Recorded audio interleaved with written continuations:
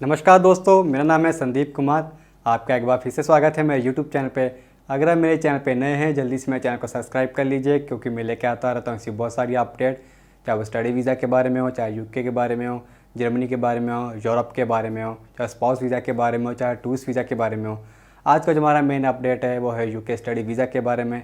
बहुत सारे लोग यूके में जाना चाहते हैं, स्टूडेंट बन के जाना चाहते हैं, एम्प्लॉयमेंट के बेस में जाना चाहते हैं, टूरिस्ट वीज़ा पे जाना चाहते हैं, स्पाउस वीज़ा के बेस में जाना चाहते हैं। तो उनके लिए ये वीडियो बहुत ही खास है। अगर आप वहाँ पे जाना चाहते हैं, कैसे अप्लाई करना है, वहाँ पे क्या फ्यूचर है, जाने का फ़ायदा है या नहीं है, या फिर घाटे का सौदा है, तो आप मेरे वीडियो को पूरा देखिएगा। मैं इसमें आपको एक्सप्लेन करूँगा वहाँ पे जाने के फ़ायदे और नुकसान दोनों क्या हैं। यूके एक ब्रिटिश कंट्री है जिसमें 4 कंट्री लगती हैं। स्कॉटलैंड है, वेल्स है, आयरलैंड है और इंग्लैंड है। ये सभी कॉन्टिनेंट मिला के एक यूके कंट्री बनती है। इसकी जो कैपिटल है वो है लंदन। लंदन को सपनों का शहर भी कहा जाता है। ये दुनिया का तीसरा सबसे महंगा शहर है, जिसकी वजह से लोग इसे सपनों का शहर कहते हैं। यहाँ पे बहुत सारी चीज़ें आपको मिल जाती हैं घूमने फिरने के लिए, लाइफस्टाइल के लिए, खाने पीने के लिए, वहाँ पे सर्वाइव करने के लिए, जॉब के लिए, एजुकेशन के लिए, मेडिकल के लिए। वहाँ पे ऐसी बहुत सारी एक्टिविटीज़ हैं बिज़नेस अपॉर्चुनिटी के लिए, जिसकी वजह से लोग इसे सपनों का शहर कहा जाता है। और ये सपनों का शहर बहुत ही महंगा है। वहाँ पे रहना खाना पीना बहुत महंगा है। और इसके आसपास जितने भी शहर लगते हैं, जैसे लीड्स हो गया, बर्मिंघम हो गया, ब्रिस्टल हो गया, ये बहुत सारे ऐसे शहर हैं जहाँ पे कम बजट में भी आप वहाँ पे जा सकते हैं। तो लोग इसी में कंफ्यूज हो जाते हैं, लंदन जाना बेटर है, जो इसके आसपास के जो शहर है वहाँ जाना बेटर है। तो इस वीडियो में आपको मैं पूरा क्लियर करूँगा। अगर आप वहाँ पे जानना चाहते हैं, पहले आप यूके के बारे में ज़रूर जान लें, उसके बारे में पढ़ लें, उसकी हिस्ट्री के बारे में पढ़ लें। क्योंकि जब ब्रिटिश गवर्नमेंट ने पूरे वर्ल्ड में जब राज किया था, तो इंडिया के जितने भी लोग थे, चाहे एशिया के लोग कह लो, चाहे हिंदुस्तान के लोग कह लो, जो भी लोग थे ब्रिटिश गवर्नमेंट को समझने के लिए, जब ब्रिटिश गवर्नमेंट ने हम पे बहुत सारा राज किया था, हम पे जुल्म किए थे, तो बहुत सारे लोग परेशान थे इनके साथ कैसे लड़ा जाए, कैसे उनके साथ उनके कम्युनिकेट किया जाए, कैसे बातचीत की जाए। तो इंग्लिश नहीं आती थी। तो जो बच्चे पढ़ने लिखने वाले थे आज से 100 साल पहले, 150 साल पहले, तो लोगों ने ब्रिटिश गवर्नमेंट को कल्चर को समझने के लिए, उनकी स्टडी को समझने के लिए, उनके कम्युनिकेशन, उनका व्यवहार को समझने के लिए लोगों ने इंग्लैंड में जाके पढ़ाई करनी शुरू की थी। तो यूके एक पहला ऐसा देश है जिन्होंने स्टडी वीज़ा स्टार्ट किया था। उसके बाद देखा देखी बहुत सारे देशों ने भी स्टार्ट कर दिया था, जैसे कनाडा है, ऑस्ट्रेलिया है, न्यूजीलैंड है, यूएस है, यूरोपियन कंट्री ने भी स्टार्ट कर दिया था। इससे क्या होता था, देश का जो इकॉनमी वो बढ़ने लगी थी, जीडीपी बढ़ने लगती थी। क्योंकि कोई भी बच्चा अगर यहाँ पे पढ़ने के लिए जा रहा है, 5 से 6 लाख रुपये हर 6 महीने में फ़ीस भेज रहा है, तो इसमें क्या होता है, गवर्नमेंट को बहुत ज़्यादा बेनिफिट होता है कि कोई बच्चा आ रहा है साथ में पैसे लेके आ रहा है, तो उसको हम कोई ना कोई बाद में अपॉर्चुनिटी भी जरूर देंगे। जिसकी वजह से जितनी भी जो इंग्लिश कंट्री सारी की सारी अमीर होती जा रही हैं। जो इंडिया में है, इंडिया में थोड़ा उल्टा, इंडिया में क्या हो रहा है कि यहाँ पे पैसे नहीं देने पड़ते हैं, या तो आप सारा पैसा यहाँ इंडिया को देने के बजाय आप ब्रिटिश गवर्नमेंट को दे रहे हैं, या कैनेडियन को दे रहे हैं, या यूएस गवर्नमेंट को दे रहे हैं, जिसकी वजह से ये सारी की सारी कंट्री डेवलप होती जा रही हैं। तो इंडिया में जितने भी लोग रह रहे हैं सब परेशान होते जा रहे हैं, क्योंकि इंडिया की जीडीपी इतनी डाउन होती जा रही है, लोगों को अपॉर्चुनिटी मिल नहीं रही है, पढ़ाई में इतना स्कोप दिख नहीं रहा है। क्योंकि इंडिया में जितनी भी पढ़ाई हो रही है सब पढ़ाने के लिए, रट्टाफिकेशन के लिए हो रही है, क्योंकि इसमें कोई फ्यूचर दिख नहीं रहा है, ना कोई इंटर्नशिप ट्रेनिंग दिख रही है लोगों को। कुछ यूनिवर्सिटी है जैसे आईआईटी होगी, बड़ी बड़ी यूनिवर्सिटी दिल्ली में है, जेयू में है, तो वहाँ पे कुछ यूनिवर्सिटी हैं जहाँ पे बच्चे पढ़ने जाते हैं, उसके लिए भी अलग से इंट्रेंस एग्जाम देना पड़ता है, जिसकी वजह से बच्चे पास हो पाते हैं तो एडमिशन मिल जाती, नहीं पास हो जाते तो रह जाते हैं। तो पंजाब, हरियाणा, हिमाचल और यूपी, दिल्ली साइड ऐसे बहुत सारे लोग हैं जिनको फ़ॉरेन में जाके पढ़ने का शौक़ है, वहीं पे रहने का शौक़ है। जो साउथ इंडिया में थोड़ा उल्टा है, वहाँ पे क्या होता है, लोग पढ़ने जाते हैं, पढ़ के वापस आ जाते हैं ताकि अपने देश के लिए कुछ कर सकें। तो दोनों में बहुत सारी समानता है, तो उनको हम कंपैरिजन में नहीं करेंगे। तो अभी हम पहले यूके में फिर से आते हैं। यूके में अगर आप जाना चाहते हैं तो आप स्टडी बेस पर जा सकते हैं, एम्प्लॉयमेंट के बेस में जा सकते हैं। एम्प्लॉयमेंट में वही लोग जा सकते हैं जो ऑलरेडी इंग्लिश कंट्री में रह रहे हैं, वहाँ पे अच्छा सर्वाइव कर रहे हैं। अगर आप वहाँ पे अच्छा सर्वाइव कर रहे हैं तो कोई भी आदमी यूके नहीं जाएगा एम्प्लॉयमेंट के बेस में, क्योंकि वो ऑलरेडी इंग्लिश कंट्री में सेट है। तो तीसरा आ जाता है वहाँ पे इन्वेस्टमेंट वीज़ा, इन्वेस्टमेंट के लिए भी जा सकते हैं। उसके बाद आता है स्पाउस वीज़ा, क्योंकि अभी जो ट्रेंड चल रहा है पंजाब, हरियाणा, दिल्ली में, राजस्थान में जो स्पाउस वीज़ा का ट्रेंड चल रहा है, अगर आप इतने पढ़े लिखे नहीं हैं तो स्पाउस के बिहाफ पे वहाँ पे अप्लाई कर सकते हैं। तो पहले हम बात कर लेते हैं यूके जाना सही है कि नहीं सही है, क्योंकि यूके में बहुत सारी ऐसी अपॉर्चुनिटी है जो आपको वहाँ पे मिलती है। पैसे कमाने में सबसे आगे हैं। अगर आप इंडिया में 15,000 कमा रहे हैं, अगर आप वहाँ पे चले जाते हैं, वही जॉब वही मेहनत वहीं पर करते हैं, तो आपका 4 गुना आपको सैलरी मिलती है, कम से कम 80,000 रुपये लेके चलिए। अगर आज यहाँ पे अच्छी खासी नौकरी है 30-35 हज़ार की, अगर आपका मन नहीं भर पा रहा है और ज़्यादा कमाना चाहते हैं, अच्छी सैलरी, अच्छी रिस्पेक्ट चाहते हैं, तो वहाँ पे यही जॉब अगर वहाँ पे करते हैं तो लाख से लेकर 1.5 लाख के अंदर आपको जॉब मिल जाती है। अगर आप ज़्यादा हाई क्वालिफाई हैं, इंडिया में भी स्टडी की है, इंग्लैंड में भी 5 साल पढ़ाई की है, चाहे 2 साल मास्टर की हो, 3 साल का हो, अच्छे से आपने पढ़ाई पे ध्यान दिया, तो वहाँ पे आपको वाइट कॉलर जॉब भी मिल जाती है। वाइट कॉलर जॉब वो होती है जैसे बैंकिंग में हो गया, कंपनी में हो गया, आईटी कंपनी में हो गए या मैनेजमेंट की कंपनी, जो आपको डिपार्टमेंट मिलता है, अच्छी काउंटर होते हैं, अच्छा आपको स्टाफ मिलता है, आपको स्टाफ दिया जाता है गाइड करने के लिए, या फिर मैनेजर की पोस्ट होगी, इन्हें हम कहते हैं वाइट कॉलर जॉब। अगर आप वाइट कॉलर जॉब मिल जाए तो कम से कम 3 लाख रुपये इंडियन रुपीज़ लेके 8 लाख रुपये महीना आप वहाँ पे कमा सकते हैं। तो इसके लिए आपको बहुत मेहनत करनी पड़ती है। एवरेज इनकम लेके चलिए 80,000 से लेकर 1.5 लाख के अंदर आपकी वहाँ पे इनकम होनी चाहिए। तो वहाँ पे ऐसी बहुत सारी कंपनीज़ हैं, आईटी कंपनी है, मैकेनिकल कंपनीज़ हैं, सभी कंपनी को चलाने के लिए मैनेजमेंट की ज़रूरत पड़ती है। वहाँ पे मेडिकल की फील्ड बहुत सारी है। अगर आप नर्सिंग के लिए जा रहे हैं वहाँ पे और भी ज़्यादा फ्यूचर है, वहाँ पे उनको ज़्यादा पैसा मिलता है। तो वहाँ पे आप डिफरेंट टाइप की जॉब कर सकते हैं। अगर आपके पास ज़्यादा पैसा इन्वेस्टमेंट करना चाहते हैं तो वहाँ पे आप इन्वेस्टमेंट करके आप वहाँ पे बिजनेस स्टार्ट कर सकते हैं, कंपनीज़ खोल सकते हैं या डीड्स कर सकते हैं। तो वहाँ पे बहुत सारी ऐसी कंपनीज़ है जो आपको वहाँ पे वेलकम करती हैं हमारे साथ पार्टनरशिप करने के लिए, वो भी आप कर सकते हैं। और कंपनी की रिक्वायरमेंट की जाए तो अगर आप वहाँ पे कंपनी खोलना चाहते हैं, वहाँ पे डिफरेंट टाइप की कोई भी आप कंपनी खोल सकते हैं। उसके लिए मैं अलग से वीडियो बनाऊंगा। अगर आप इन्वेस्टमेंट के लिए जाना चाहते हैं, कंपनी खोलना चाहते हैं, उसके लिए थोड़ा आपको वेट करना पड़ेगा, क्योंकि अभी उसके ऊपर सर्चिंग चल रही है। अगर जैसे हमारा वो प्रोजेक्ट क्लियर हो जाता है तो उसके ऊपर हम आपको पूरा बताएं कैसे आप इन्वेस्टमेंट कर सकते हैं, कैसे आप पासपोर्ट ले सकते हैं, कैसे वहाँ पर आप कंपनीज खोल सकते हैं। तो इस वीडियो में आपको सिर्फ अभी मैं 2 चीज़ें बताऊँगा, स्टूडेंट वीज़ा और स्पाउस वीज़ा। अगर स्टूडेंट वीज़ा अप्लाई करें, स्पाउस वीज़ा अप्लाई करें, एक तो बहुत अच्छा एक चांस है आपको अप्लाई करने के लिए, क्योंकि आने वाले समय में यूके का जो स्टडी वीज़ा है थोड़ा रिजेक्शन आने वाले होंगे। क्योंकि अभी जितने भी लोग यूके जा रहे हैं बहुत ही ज़्यादा लोग वहाँ पे पहुँच चुके हैं, वहाँ पे पॉपुलेशन उनकी बढ़ती जा रही है, तो उनको कंट्रोल करने के लिए थोड़ा वो बंद करने वाले हैं। तो अभी जो जनवरी इंटेक जा रहे हैं, सितंबर इंटेक के लिए जा रहे हैं, वो तो ठीक है, चलो चले जा सकते हैं। आने वाले टाइम पर थोड़ी दिक्कत हो सकती है।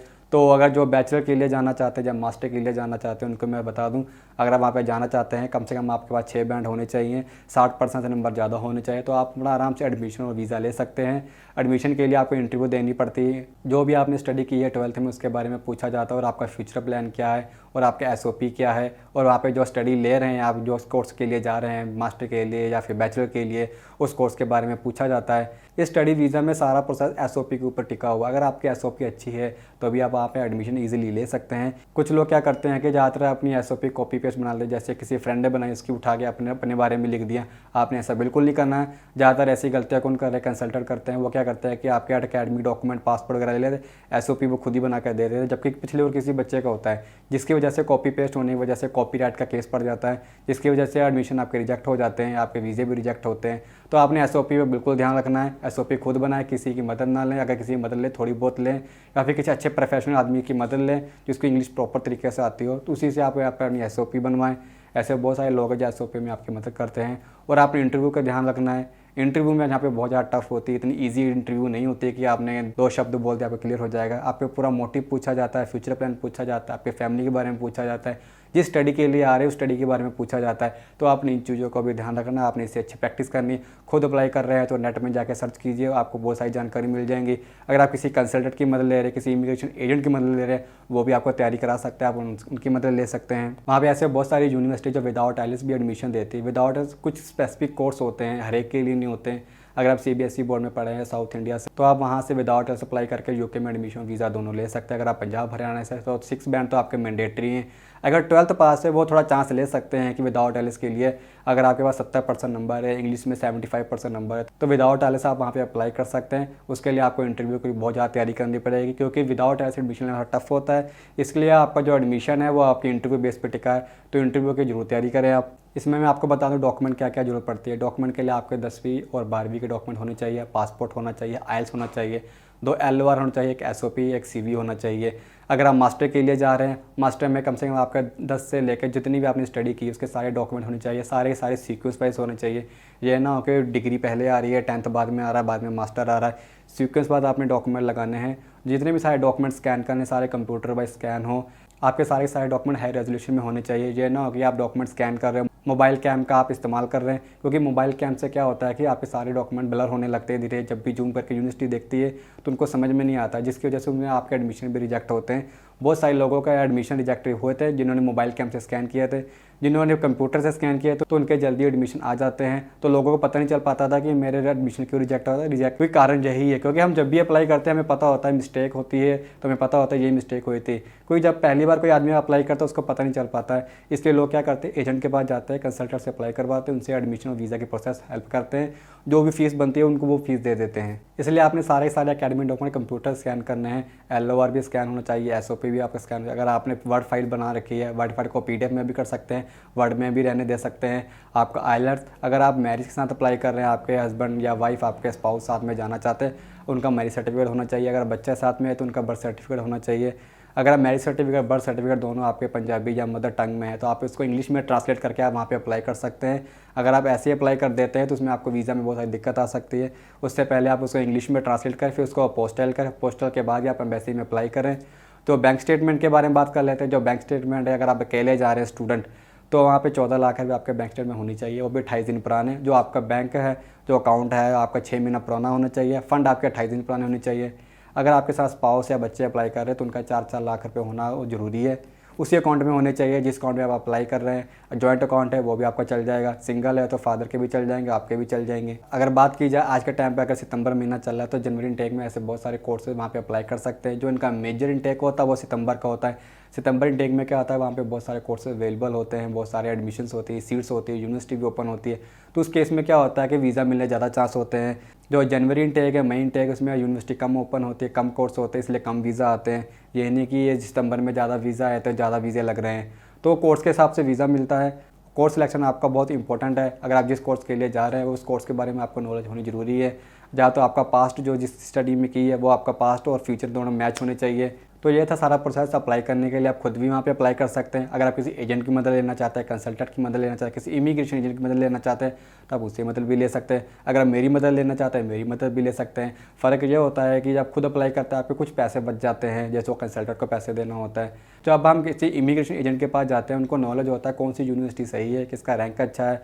कल को क्या होता है कि वीज़ा का रिजेक्ट हो जाता है, होना नहीं चाहिए। अगर रिजेक्ट होता है तो कंसल्टेंट को पता होता है कैसे वहाँ से पैसे मंगाने हैं, कौन सी यूनिवर्सिटी है जो पैसे वापस करते हैं। जब हम खुद अप्लाई करते हैं तो हमें पता नहीं होता है कौन सी यूनिवर्सिटी पैसे वापस करेगी नहीं करे, क्योंकि 8 लाख रुपये आपको मायने रखते हैं। इसलिए कोई भी आदमी यूके जाने से पहले हमेशा कंसल्टेंट की मदद लेता है, क्योंकि 8 लाख रुपये अगर एक बार फंस गए तो वो निकलने बहुत ही मुश्किल होते हैं, निकालना बहुत मुश्किल। क्योंकि कोविड के टाइम पे बहुत सारे लोगों के पैसे फंस गए थे, अभी तक बहुत सारे लोगों के पैसे भी नहीं वापस आए। तो कंसल्टेंट को तो पता है ये यूनिवर्सिटी अच्छी है तो यहाँ से अभी पैसे वापस आने की गारंटी है। जब हम खुद अप्लाई करते हैं हमें नहीं पता पैसे कैसे आने, क्या गारंटी पैसे वापस आएंगे नहीं आएंगे। इसलिए आपने इस बात का ध्यान रखना, खुद अप्लाई करने से पहले यूनिवर्सिटी के बारे में जरूर सर्च करें, कोर्स के बारे में सर्च करें, कब स्टार्ट हुई थी यूनिवर्सिटी उसके बारे में आपको पता हो, इनका फ्यूचर प्लान क्या है यूनिवर्सिटी के बारे में ये भी आपको पता हो, गवर्नमेंट है, पब्लिक है, प्राइवेट है, ये आपको इसके बारे में पता होना चाहिए। जब आपके यहाँ पे स्टडी कंप्लीट हो जाती है तो आप यहाँ पे आपको परमिट मिल जाता है। उस परमिट में क्या होता है कि आपने अपने फ्यूचर के बारे में, जॉब के बारे में, फैमिली के बारे में देखना होता है। इंडिया की बात की जाए तो इंडिया में ऐसी सिचुएशन बन चुकी है कि लोग इंडिया से में रहना नहीं चाहते, पता नहीं क्या दिक्कत है। लोग ज़्यादा जानते होंगे, जितने भी लोग मेरे पास आते हैं वो यही बताते हैं कि यहाँ पे इंडिया में जॉब्स नहीं, अपॉर्चुनिटी नहीं, एजुकेशन सिर्फ नाम की एजुकेशन है, बस उसका कोई फ़ायदा नहीं है। लोग पैसा ले रहे हैं, यूनिवर्सिटी वाले पैसे ले रहे हैं, पढ़ा कुछ भी नहीं रहे हैं, ना कोई इंटर्नशिप ट्रेनिंग मिल रही है। कहते हैं यही पैसा अगर खर्चना है तो क्यों ना हम फॉरेन में जाके खर्चें। जैसे कम फीस यूनिवर्सिटी वाली होगी, 6-7 लाख रुपये यूनिवर्सिटी होगी, 8-9 लाख रुपये में यूनिवर्सिटी होगी, जहाँ पे आप 6 महीने फीस पे करके वहाँ पे पढ़ाई कर सकते हैं। अच्छी अच्छी वहाँ पे ट्रेनिंग, इंटर्नशिप ट्रेनिंग मौके मिलते हैं। लोग कहते हैं वहाँ पे जाना बेटर है, क्योंकि यहाँ पे खर्चने से अच्छा वहाँ पे खर्चे, थोड़े पैसे खर्च, वहाँ पे फ्यूचर तो सिक्योर हो जाएगा, कल को फैमिली बुला सकते हैं, इन्वेस्टमेंट कर सकते हैं। यूके जाने का सबसे बड़ा फ़ायदा ये है कि वहाँ पे जो पोल्यूशन नहीं है, वहाँ पे सारा दिन वहाँ पे बारिश होती रहती है। अगर 24 घंटे के अंदर 1 घंटा बारिश होती है, वहाँ का जो पोल्यूशन स्तर है वो काफ़ी नीचे चला जाता है, जिसकी वजह से वहाँ पे पोल्यूशन नहीं होता है, बीमारियाँ नहीं होती है। इंडिया में क्या होता है 3-3 महीने बाद बारिश होती है, जिस कारण लोग बीमार होते हैं, बच्चे बीमार होते हैं। तो वेदर से लोग काफ़ी परेशान हैं। कुछ लोग हैं जो एडजस्ट कर लेते हैं, जैसे मेरे जैसे लोग एडजस्ट कर लेते हैं, चलो कोई नहीं, रहना तो है ही है, पैसे नहीं है, बाहर नहीं जा सकते। जिनके पास पैसा है वो कहते हैं चलो कोई ना, बाहर जाके वहाँ पे सर्वाइव करते हैं, वहाँ पे रहते हैं, वहाँ पे खाएंगे पिएंगे, ऐश करेंगे, फैमिली साथ में रखेंगे, इन्वेस्टमेंट कर लेंगे, और अच्छा क्या हो सकता है। वहाँ पे बात की जाए तो एज रेशो, वहाँ पे एज रेशो थोड़ा ज़्यादा है।